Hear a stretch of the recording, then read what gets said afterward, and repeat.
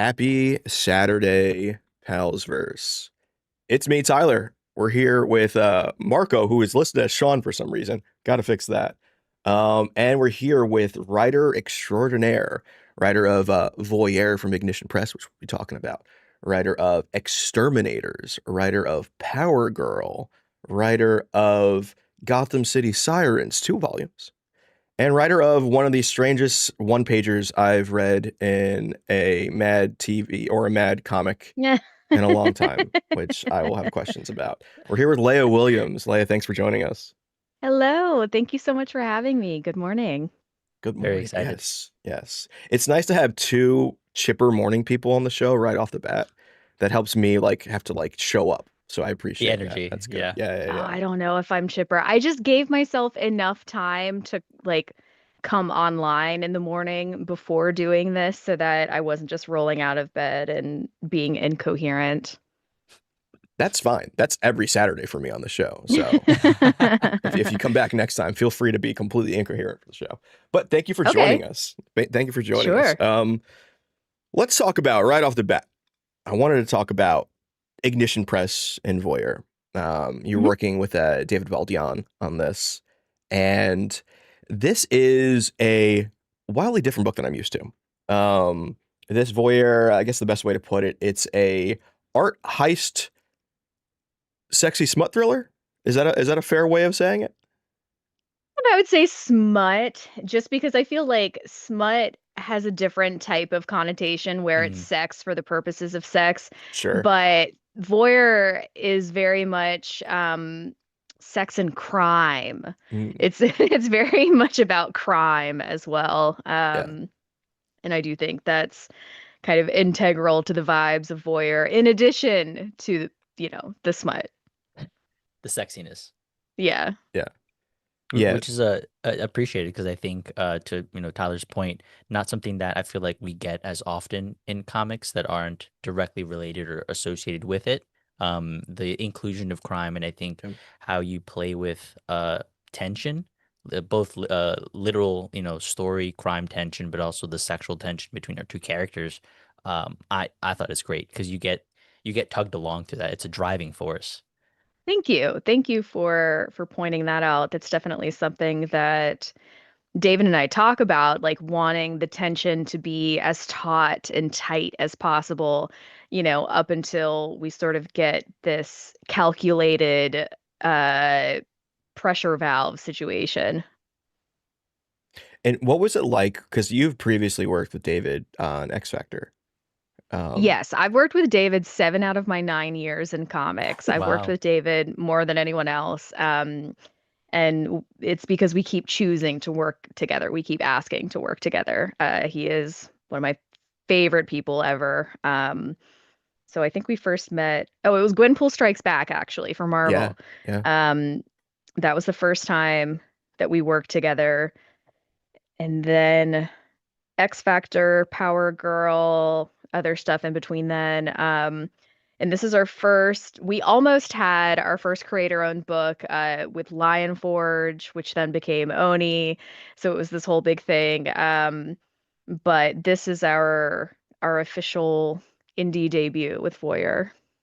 And what was it like differently doing something more independent, a little more risque that you can do at a DC or a Marvel with David on the book? Have you ever seen those viral videos of puppy mill puppies touching grass for the first Oh man. time and like seeing the sky for the first time? It was like that, not only because you have this sense of like, this is my first creator-owned book that I've written, and Yeah. it's using a completely different part of my brain. And so there's this sense of freedom, but also it's at the same time almost a paralytic effect because you're like, wow, the world is much bigger than I thought it was. There are no constraints. And then you're like, oh, there are no constraints. Which direction do I go in? What do I like? What choices do I make for myself here for the first time now that I'm being allowed to make these choices? And it's also the way that I describe it, because I've spent the bulk of my career, the past 9 years writing superhero Yeah. comics, doing work for hire stuff. So this is my first time kind of exploring my own literary voice. And I wouldn't want to do that with anyone else other than David for the first time, like I trust him. His art is a room in my head that I can visit anytime. Mm. And I knew that I wanted to work with him on Voyeur because I trusted him with the tension and the acting and the like expressiveness of the characters, but also the sensuality. I knew that I didn't have to worry about it being, male gazy or making anybody uncomfortable or anything like that because David gets it and he gets, when I asked him to work on it and I was like, yeah, think of that kind of golden age of 90s movie erotic thrillers. Mm. Like that's definitely what we're gonna be like 9.5 weeks, romancing the stone, that kind of thing. Like that's absolutely what we're gonna be channeling here because, I want it to exist. I would love to read a comic like that, so that is why I am writing it. It's awesome. I love the concept of he's an artist. You have like a room in your head. Like I can envision almost like Yeah. a gallery wall. You know how to kind of put the stories and pieces together. Exactly, exactly. I'm so like intimately familiar with David's art style, but also his approach to process, his approach to Mm. creativity, and being able to like just envision a story completely in David's art style, but also knowing, the stuff that he loves to draw most and what he will have the most fun with and where he can like go off book and do something better than I'm ever going to be able to imagine as well. It's an incredible fortune being able to work with David. There's one bit, I think it's in issue 1 and 2 of Voyer, where um, it's where Madeline takes her shoe off and there's a blister on the back of her foot that she has to put a band-aid Yes. on. I Yeah. was like, that's such a small thing that I don't think I ever see that kind of like distinct detail in a comic. It's real. Yeah. Hmm. And like in like the one that Rook was like a POV of Rook, which was like the first issue. Um, it's just he just notices it, but then when we see it from her perspective, we see that she has to You put a see the band-aid on reason it. why she Yeah, goes back to, yeah, yeah. Yeah, and I think David handled that really well too. Like it is something that I wrote in the script, but just kind of as an aside, like in case my editor or my collaborators are reading the script and wondering why Madeline is going back to her villa, like why we have this, oh, he almost got caught type of plot thing. It's because, her shoe, she wore the uncomfortable shoes and now she's regretting her choices. And the way that David handled that, I thought was just so perfect without it being like it was just very subtle, yeah. but clearly communicated. Yes, it was subtle, but also to a point where it's like deliberate. Mm-hmm. Hmm. And Yeah. and I'm like, I don't see that in comics. I mean, like most comics are written by dudes, really, historically. So like seeing that kind of detail was just that jumped out to me, and I was like, oh, okay, this is something different than I'm reading, and that's where I was like really getting even like the smallest little thing like that really kind of suckered me into the book as like, all right, something different is here, and I really like this. Yeah, it is. Thank you. That reminds me, there are other moments as I continued scripting where I was like, I don't know, kind of relishing in the opportunity to authentically portray a woman's experience. Like there's this other point where I think it's issue 4 where it's raining and Madeline, who's been just like tits out, enjoying herself on the beach, she's running back to the accommodation with like very little clothing on because it's raining. And so she's holding her boobs as she runs upstairs, which is very much authentic to the boob having experience running up and down stairs. And the way that David drew it is just perfect and an accurate representation of what she would be doing in that moment. I actually have that exact scene up because in that I think there's a the rain is adding an effect. And the for me what stuck out here was the little sound effects, the little plip plip plip as you're kind of walking along. So there's a lot of dynamicism there in addition to the like the accuracy. It feels right. But also it's a moving book. And I think that feels Hmm. really cool. Thank you. For that issue in particular, one of the notes that I talked to David about up front was like, this issue in particular needs to feel like Sex and Food and Rain ASMR. It needs to be, like very cozy and kind of sensorially dynamic, and we need to be able to sense a lot of stuff in this issue. There's the wall of elephants, the splashing, I think as well. Again, Mm-hmm. building that tension. You're kind of like you're building up to the moment, and it really pays off. That place looked Thank you. Thank rad. you. Yeah, I love the setting Yeah. of that. But I liked how it was a setting of that, but also the talking about this place, the Co Kingfisher, where it's like it's a great setting, but it's edited, and it's it's Yes. the richest view of this country. And I was like, oh, I love Yes. the distinction between what we're seeing and what we're hearing. Yes, exactly. Thank you. I have worked at places like Co Kingfisher before. Oh, That is why I have so many things to say about them. And it genuinely is an edited experience for the wealthy to feel better about themselves and their yeah. like cultural enrichment. It is catered to their every whim and desire, anything that they can imagine. And it's also completely false. It is not real. It's very much like Westworld, except people. Hmm. That's what these places are like. And I, you know, just being who Madeline and Rook are and kind of their disregard for the law being something that they have in common, putting them in a location like Co Kingfisher was also very tactical. Yeah, they can take advantage of that fact because they're very much aware of the situation there. It and me Yeah, as a yeah, reader am okay with them doing it. Yeah, yeah. exactly. Yep, yep. It's Let like, 'em. yeah, it's crime, but like I don't care. I'm go for it. Have fun, Yeah, guys. but Yeah, like if yeah, anyone has it coming. exactly. Yeah. Was there anything in any of these issues, I guess at in issue 4 in particular, where you had sort of written out something, but you got back a page that you just didn't expect, Um, oh, and you like mean like a David's art changing from, yeah, yeah, or like something that surprised you, like something that he really added to. I would say there are plenty of times when David kind of goes off script, but it never surprises me because he always like asks beforehand. He's like, "Hey, I have an idea for something different here. Is that okay?" And I'm like, A, your idea is 10 times better than what's in the script. And B, like, you don't need to ask me permission. I trust you implicitly at this point. But yes, of course, please feel free to like riff on anything or take it in a different direction. I think um I think the elephant splash page, the one where she's underwater, it's very different. Well, not very different, but it is different than what I had pictured in my head, but obviously I prefer David's version. He can often see things in a much grander way than I can. Like he doesn't have all of the same sort of spatial limitations that I do when I'm thinking about the environments that they're in. And so often he will, to give a grander sense of prospect, of openness, like he will scale the shots way Mm. back and really give a sense of the landscape and that kind of thing, which over time is something that I have come to use as a narrative tool when we're working together, knowing the sense of prospect and the sorts of environments that David is capable of creating.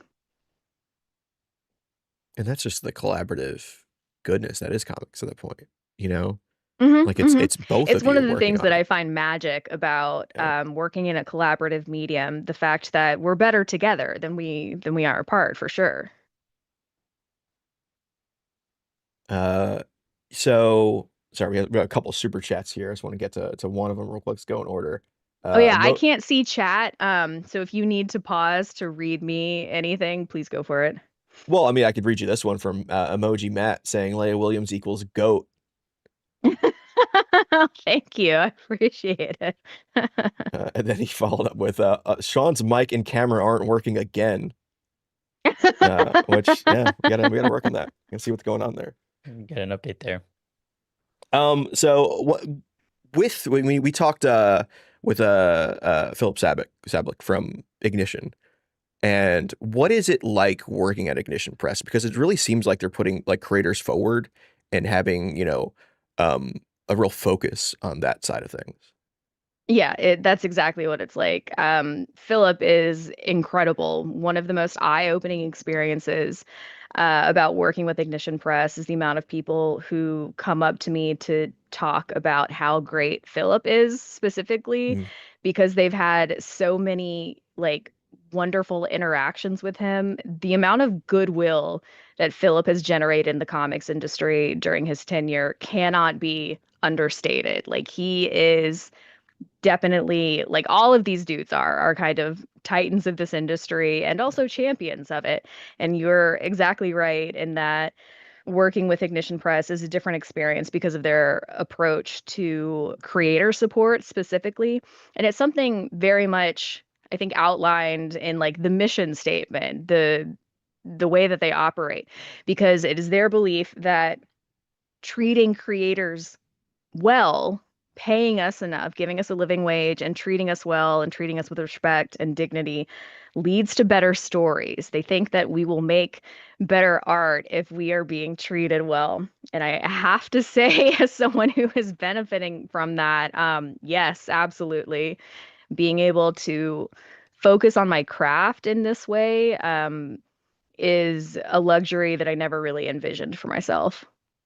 Yeah, Hmm. there's a sense of, stability with that, Yeah. reassurance that, especially as most writers, most artists are work for hire. And so the very fact that that is implicitly built into the system makes it hard, because then, you're really, that is something that just kind of like gnaws in the back of your head. Just like, I need to make sure that I'm outputting to make sure that Yeah. that next sort of, paycheck comes Yeah, out. if I'm not writing, I'm not making money. Yeah. And so I have to like chain myself to my desk and keep writing in order to keep my head above water. So the fact that I'm working with a publisher now that is like, you don't have to crunch. If it's Wow. late, it's late. Like we're still gonna pay you for the script. Like it's okay. That's been, it's been really wonderful. And I think you get a better product, frankly. Yeah. Oh, for sure. We're always of the mind, let them, give them time, let them cook. We don't want something to be put out for the sake of meeting a deadline or hitting a number. It very much should Right. be just at your pace. Yeah. Yeah, I totally agree. And I think it's also the difference between like content and Yes. entertainment versus craft versus art. Yeah. It's a very clear distinction in my mind. Yeah. If Batman can be months late, why can't, if a writer just needs a little extra time, it's perfectly fine with me. I think What also go for it. No, no. One of the things I wanted to call out too is speaking of like content and stuff, I'm a big fan of League of Comic Geeks and like it's like letterboxed for my comics. And one of the things I've been Hmm. seeing is because I was logging Voyer and I was looking at the comments for the issues. And it's a lot of people saying, I didn't know a comic could be like this, which was really cool. Oh, that made me Um, nervous. So I tend not to look at the comments oh, for my own sanity under anything. So I was a little yes, worried when you yes. brought that up, like, oh God, what are they saying? No, no, no. As But a creator, do not look at the comments. Yeah, yeah, I do not name search. I don't look at yeah, comments. yeah, It's just not. I think it's a form of self-harm, to be honest with you, yeah. when creators do that. I don't think it's good for our mental health. Fair. Um, but that is really heartening to hear. That makes me happy because it's something David and I have talked about too. Like we feel like we have a very cinematic approach to making comics. We Yeah, think about shot scale, we think about tension building, we think about acting, we think about costumes and everything like that. The production design of our comics is also a discussion that we have. And so I think that's what people are picking up on, like it feels different because it is a different approach that David and I take. yeah. And I think like with comics, like graphic violence is totally normalized in comics. Yes. So Yes. Yep. having Yeah. something be a little, graphically sexy for, the sake of the story is maybe different for people. And I think it's cool seeing people kind of come to terms with that in the comments of a dumb app, you know? I think that's cool. And I think that I've been really kind of humbled and taken aback by the positive response to the romantic aspects Yep. of the book as well. Just knowing that just knowing that there wasn't anything quite like Voyeur on the shelves and being the book to kind of take that leap and trust that there is an audience for this. It's pretty nerve-wracking when you're still in that moment of working on it and working on it and working on it and Mm. before other people can start seeing it and reacting to it. Um, so that is super, super heartening to hear. I think you've also cultivated an audience, and like ourselves, that kind of follow you, that trust you as a writer. And Yep. so the next thing that you have to put out is the thing that, we're there to pick up, to support. A bunch of the people on the chat as well right now, are huge fans of yours. So I think there's a lot there of you've built up that positive reputation. And so we trust Leah Williams.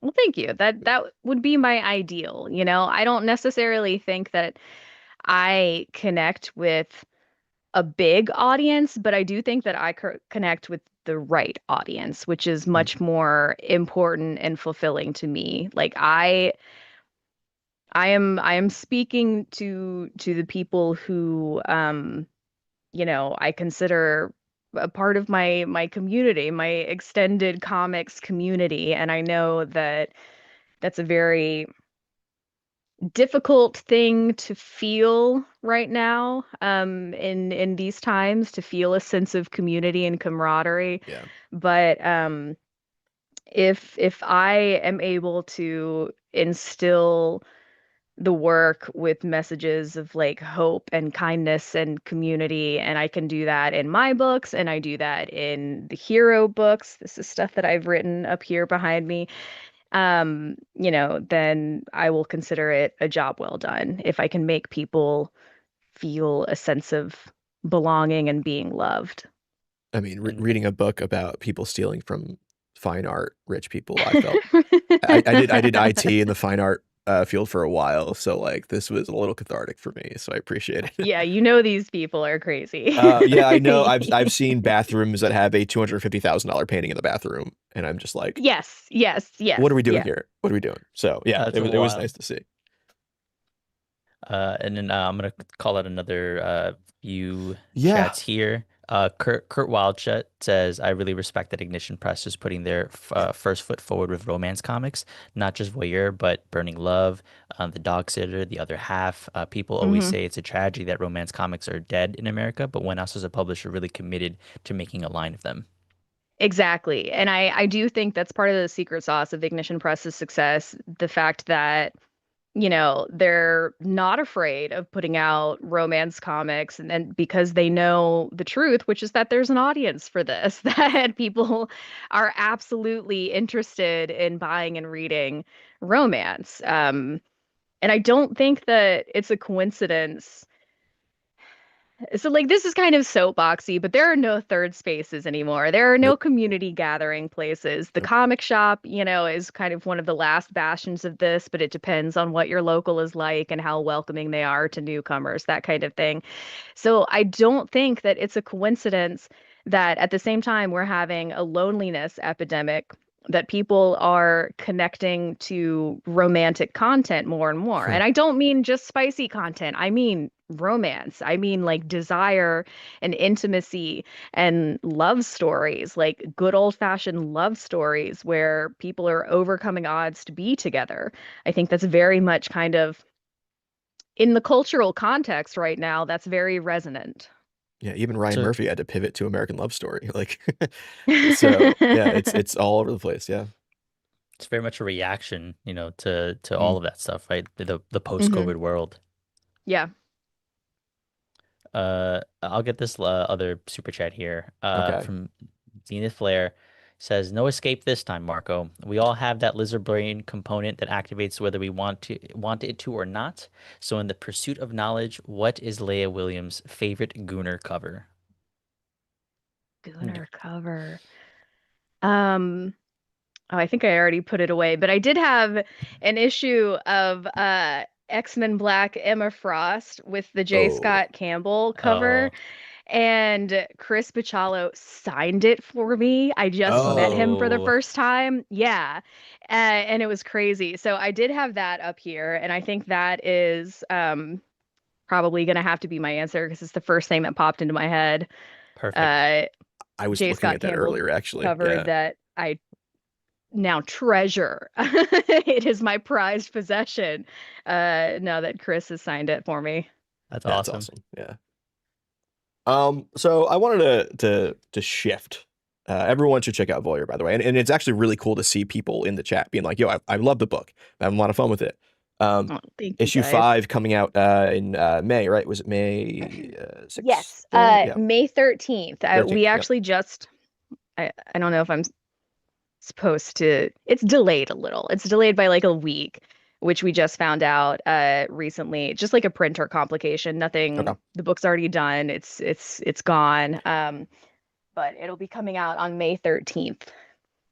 And Nice. spoiler, guys, it's good. So Oh, it's so good. check it out. Oh, you got to read it? Oh, good, Yeah, good, good, yeah, good. I yeah. I'm did. glad. Yeah. Yeah. Thank you to shout out to staff at Ignition Press. She got us that last issue there. Awesome, I had awesome. to turn the brightness down on my iPad reading it and my cubicle at work. So Yeah, So, yeah, yeah. yeah. Okay, so do you want to talk about the meta behind the approach to the sex scenes in issues 4 versus issues 5? yes. So in issue 4, when they're hooking up for the first time, it's very like kind of frenetic and frantic. They're tearing each other's clothes off and that kind of thing. And it's in this really like quick, slicey grid format, Mhm. because it feels more like hooking up for the sake of hooking up. It's fast, it's passionate, and they're not necessarily gazing into each other's eyes for very long. And then in issue 5, it's different. It's romantic. They're looking at each other. We're like kind of lingering in the moment a lot longer and that kind of thing. And it's because by that point, they're head over heels for each other. They're obsessed with each other, and it has become very romantic and attached for them. Yeah, they're naked and chit-chatting, like it's Right, yeah. a lot more just I'm comfortable now with this person. It isn't carnal. And Yeah. so there's even the comment, and this is very, very upfront, but you got shanked in the butt cheek. Love that moment. So funny. Which is not a they're fun place to get shanked. not great, Yeah. but to that No, point, no. they're exploring each other, right? They're exploring each other a little more slowly now. Yes, exactly.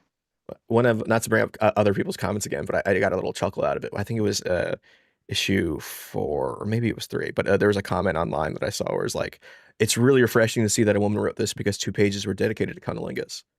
And I was like, yeah, you see, that's what you can't get in a Marvel or DC book. Like Spider-Man, Peter Parker ain't doing that. But yeah, that I would was argue that fun. Peter would be one of the few who would. Maybe, yeah. Great power, great responsibility. Yeah. Exactly. I see it now. No, He right. understands the assignment. We've unlocked a new tier list that we'll have to kind of Oh yeah, break that's down. after. Yeah, we'll do that. Yeah, Oh, yeah, for yeah. sure. Yeah. Yeah, we can have that combo. Yeah. Yeah, Doctor Strange, we're low on the list. He's Ooh, Very not- low on the list. Hands guy, I Matt think. Murdock, however, has a job to do. Yeah. That radar sense might work there. So I also wanted to talk about some other things too. Your other work, Power Girl. I loved your run on Power Girl. Thank As you. somebody who is like, I'm not that familiar with Power Girl. It was kind of like, okay, cool. Leah's on a book. Gary Frank's doing the first issue cover. Hell yeah. And I jumped into it. And I was suckered into it. It kind of really harkened back to the stuff I feel like you were doing with X-Terminators, where it's like kind of like Power Girl's front and center. But there is an X-Terminators ensemble. is 100% the book that got me the Power Girl gig. Oh wow. Okay. it very much opened up new opportunities for me to write what I call chaotic hot girl comics. And that's Yes. a really fun niche to fulfill. That is a blast because it's not only Power Girl that I started writing after Exterminators, but also Gotham City Sirens, which Yep. is very much chaotic hot girl shenanigans. I think there should be more books like that too. Teeny and I Babs think are so working too. on it with Sirens currently. So like that Oh, whole it's genre is a thing. amazing. It is Yeah. amazing. Yeah. Yeah. And Uncaged Kristen saying Dr. Page is the best PG.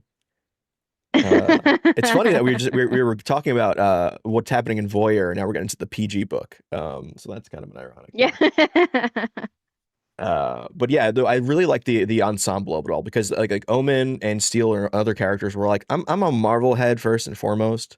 So like getting to experience who these characters were and like the way you can find like distinctive voices for characters that I'm familiar with really kind of like suckered me into the book and I really enjoyed it. So that Thank was a you. Thank lot you of so fun to see. much. I have a lot of fun writing ensemble casts for that exact reason, figuring out how to like I'm of the belief that you should be able to understand who's speaking based on the Yes. dialogue bubble alone. Like from that, you should be able to tell who is speaking and figure out ways not just in terms of like accents, but syntax and dialect and slang and all of these different choices that go into, speech mannerisms and that kind of thing. Yeah. Like Omen has a very distinctive kind of flippant, irreverent way of speaking. And Paige, who is probably autistic, also has a very different way of speaking. Yeah. Yeah, no, but also with Power Girl, and this is a little more recent, but I did have, I guess, kind of a question regarding getting things past editorial. That Mad About DC page, what you did with Power Girl, did you have to Okay, so for explain the jar? no. And the thing is, I don't know if they knew the reference, and I wasn't going to be the one to bring it up for the first time. Yeah. I was like, if I don't say what this is referencing, will they have any way of knowing? So I just kept that Pandora's box closed. Pandora's Smart jar on you. now. Oh Yeah, no. it just Pandora's jar. yeah, I was like, you got to be perpetually online to get that, and I appreciated that in like the grossest way possible. But I thought that was funny. So. Hello. Sean, Hey, hello. Hello. Hi. I am late and I am so sad about that because I have been looking forward to this interview for years. So I hope it's Oh been great so no. far. Oh, It we were just has talking shit been. about you, Sean. Yeah. Yeah. Yeah, you were in Michigan, apparently. I was in Michigan, yes, and I had a wonderful time. And I Good. hope that you guys are having as wonderful a time as I did. Um, I am. I'm glad to hear And that. if you guys ever wanted to have me come back, I would be more than happy to come back and continue chatting with this guys because this has been a lot of fun. Appreciate that. I That's mean, beautiful. with Ignition, is there more plans in that space for you? Yes, yes. I how could I not want to keep working with Ignition Press? They're amazing. Okay. So I have signed a contract for my next book with them. And I think it's okay for me to talk about it because they already talked about it on a panel during Played at Comic-Con. So it's like a cyberpunk horror book about a headless woman. Whoa, hell yeah.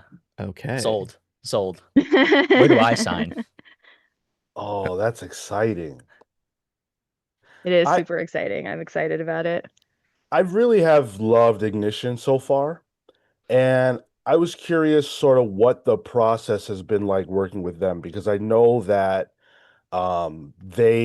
Phillips talked a lot about wanting to curate the roster of creators to make it interesting and it's like not the creators you see all the time in the indie They're looking space. for unique voices. They're looking S- for, stories that nobody else would be able to tell. Like Stephanie Williams is writing what only Stephanie Williams can write. I am writing what only Leah Williams can write. And I'm extremely fortunate that I get to be on their roster of creatives because it is a really great time. And the way that it came about was I had worked with Jamie Rich on an Addams Family story for IDW. Yes. And I had a great time with him. Like he's a fantastic editor and he's kind of this hallowed tier of really gifted editors who instead of trying to use you as a pen or like use you as their personal fan fiction delivery vehicle, you know, he's more concerned with helping you tell the best story possible that you are trying to tell, which along with, you know, Ignition Press's kind of creator forward approach is just this really magical symbiosis entirely. So when I got an email from Jamie, it was just like I didn't even look at where the email was coming from or that his email address had changed and that he was no longer at IDW. I just looked at this email from Jamie that was like, "Hey, do you have any creator-owned pitches?" And replied back immediately like, "Yes. Yes, as a matter of fact, I do. Jamie S. Rich, who I really enjoyed working with. I do have creator-owned pitches." And that was when I learned about Ignition Press and that just kind of kicked off everything. It's been literally life-changing. I have to imagine that you guys got into Voyeur a little bit while I was gone, but I Yeah. have to A tell little you, bit. I I love the book. I have been championing it since it started. Oh, Um, thank you so much. Thank you. I feel that this industry that we love so much is missing a little bit of sex, a little bit of Yeah. sex appeal, just a little. And I Yeah. love that you're a part of I feel like you're a part of a group of creators who have come up around the same time as you, who are changing the rules of what comics can do and what they can say and what they can be. I feel like there was sex in comics when I started reading, but it was from the male perspective. And it was just about gaze. It wasn't about story. Hmm. It wasn't about sexuality. It was about or eroticism. It was just about, hey, look at this hot woman. And that's not it for me. And I really appreciate the way you and certain other creators are doing it. Thank you. Thank you. I appreciate that. It, you know, can be kind of nerve-wracking, like embarking on a path that you have to first break trail on, you know, like showing the female side of desire, you know, but luckily with Ignition Press, you know, it was not questioned. It was just an acceptance and like a yes, of course, that's the way this story should be told. And you know, really, oh, okay, here's the story that you're gonna enjoy hearing about how I pitched Voyeur. So when I pitched Voyeur, um, after I think the initial pitch, and then Jamie was like, "Let's see an outline for this, and don't be afraid to like, you know, get spicy." And in my head, it was like a monkey's paw finger curl. I was like, "This man doesn't know what he just asked for." I used to write fan fiction. Like Oh Uh-oh. no. that's how I got into writing professionally, writing fan fiction. I have a very unique set of skills. And so also it is one of the great joys of my life that, you know, my best friends are like Vita Ayala, Teenie Howard, and Valentine Smith. So I have these like incredible besties and who are also creators who I can show my work to when it's in development and get feedback and that kind of thing. It's something that we do for each other. And when I finished writing the spiciest outline known to man, I was going to send it to Teeny. So I wrote a little note at the top that's like, as I'm writing this, I am ovulating, and I hope by the time you finish reading it, you will be ovulating too.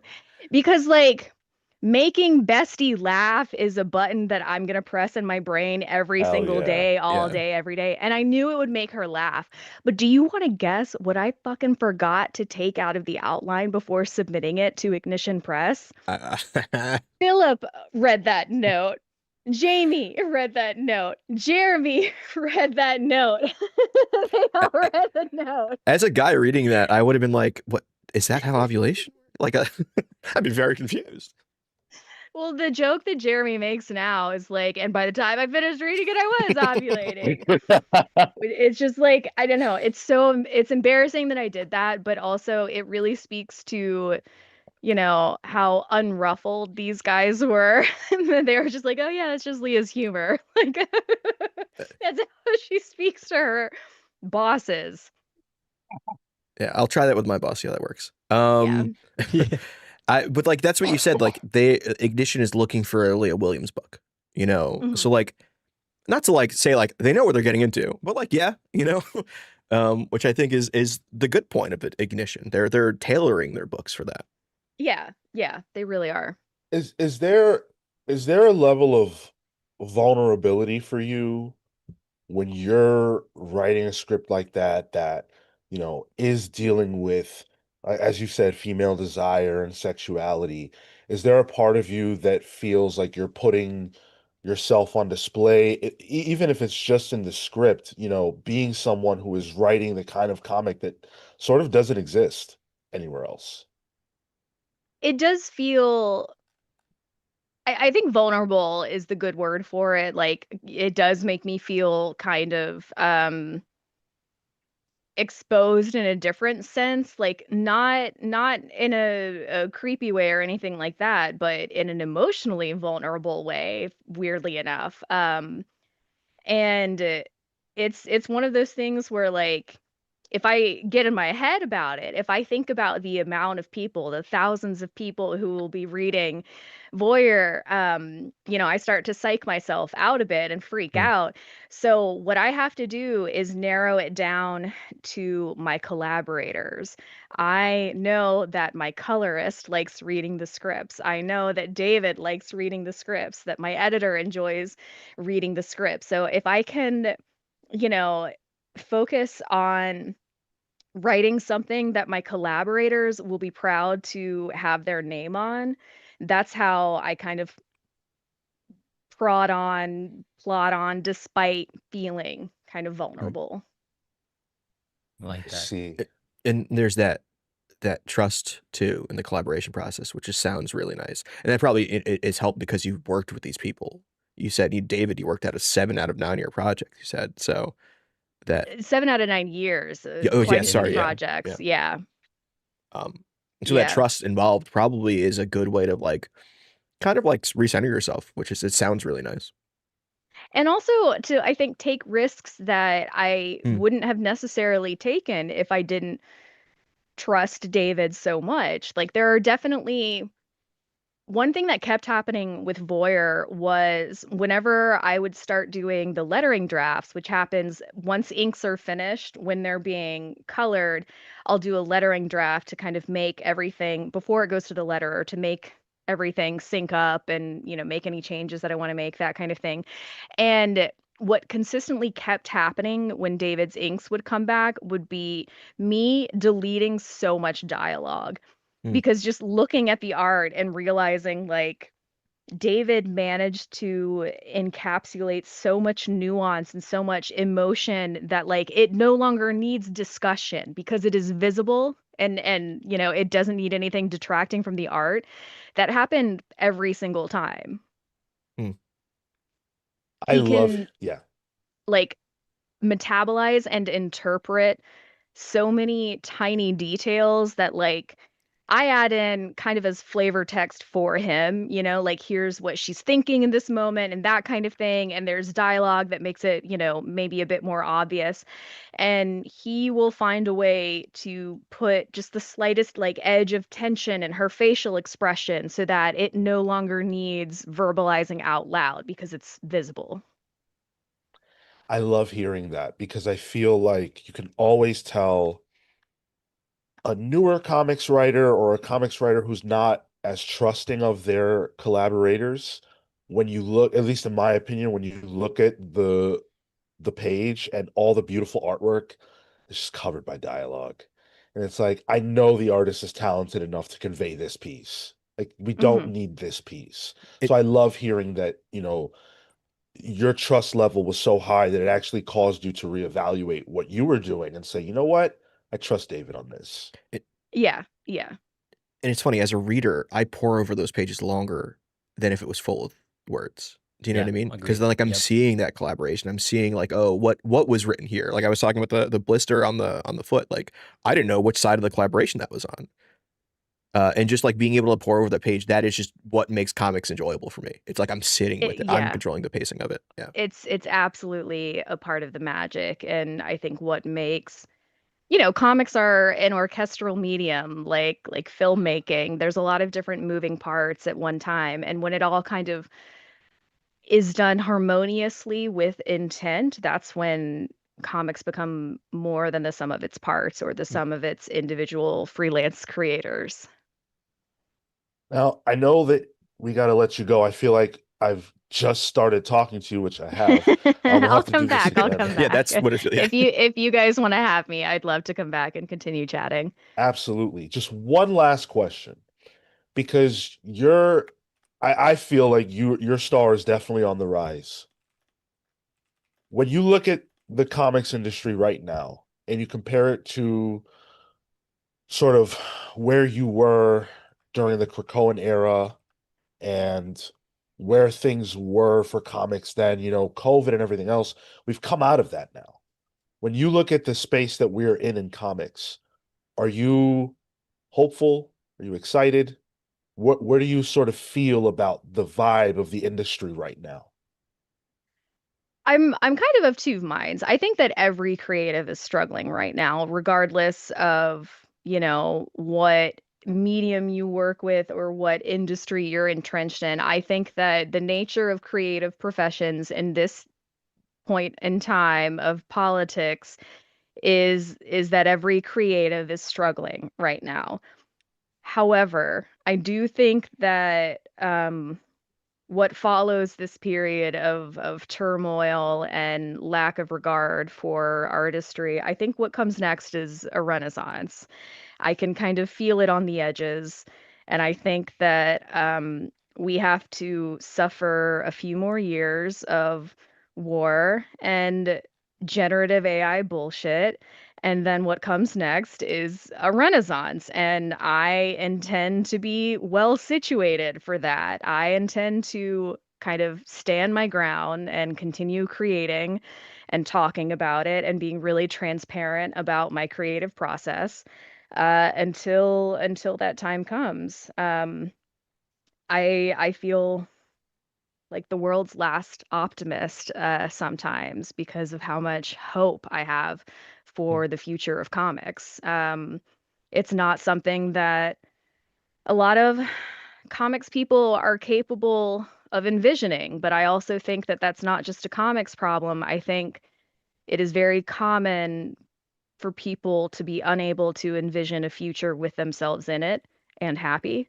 I think that is incredibly common. So I'm not going to, fault anyone for not having the same dogged sense of hope that I have, but I am very hopeful and excited about the future of comics. And I think that the success that Ignition Press is having is no accident. And it is, taking care of your people is the recipe forward.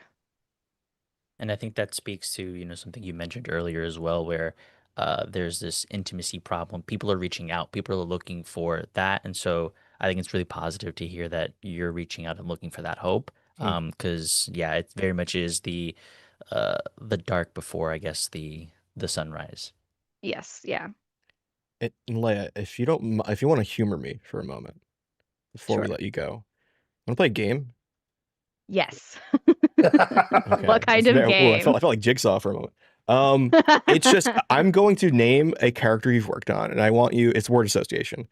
Give me the first Okay. word that comes to mind. Okay. Okay. This is going to be psychologically interesting, but I will endeavor Yeah, to be yeah. honest. Just let it out. First one, Power Girl. Busty. See, this is why I picked this game. Look, I understand. I Yeah. get it. I get it. Mary Jane. Tiger. Okay. Gwenpool. Pink. Okay, we're going in the voyeur space. Madeline. Red. Magic. I have synesthesia, by the way. There we go. Might You're explain seeing the this. colors. Yeah. Magic. Yellow. Jubilee. Also yellow, but it's because of her coat Oh, and not racism. It's the yellow coat. yeah. No, yeah. That's Famously coat is wears where I like was the going. yellow duster. Yeah. Yeah. That's where Yeah. we're going. Yeah. And the dishwasher gloves. Rook. He's Egyptian, so the first thing that came up was Egypt. Okay. And I picked the worst picture for him. It's just him unzipping his pants. Eye boy.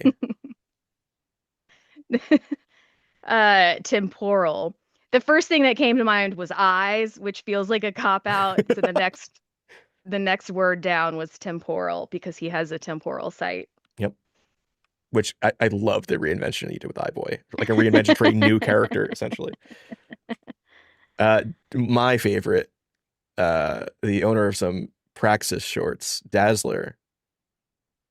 Purple. Mm. Harley Quinn. Oh, that sounded like a question. I thought there was more to it. Oh, Red. no, Harley was- is red. I also did. It so- wasn't. Yeah, I guess so. Yeah. On the edge of my Kind of seat. tilted up. And then, yeah. okay, I'll make this more definitive. Boom, boom. Pink. Hot Okay, pink specifically. I can see it.